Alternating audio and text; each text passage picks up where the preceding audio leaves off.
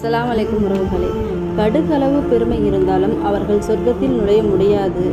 அருகில் இருந்த நபி தோழர்கள் பயந்தபடி கேட்டார்கள், அல்லாவின் தூதரே, ஒரு மனிதன் தனது ஆடையை அழகாக இருப்பது, தனது காலணிகளை அழகாக அலங்கரிப்பது என்று நினைப்பது பெருமையா? அல்லாஹ்வுடைய தூதர் நபி ஸல்லல்லாஹு அலைஹி வஸல்லம் அவர்கள் சொன்னார்கள், தங்கத்தில் எழுதப்பட வேண்டிய வார்த்தைகள் சொன்னார்கள், தோழர்களே, அது பெருமை அல்ல. ஒருவன் தனது ஆடை அலங்கரித்துக் கொள்வதே, தனது காலணிகளை அழகாக இருக்க ஆசைப்பட்டது அலங்கரித்துக் கொள்வதோ பெருமை அல்ல.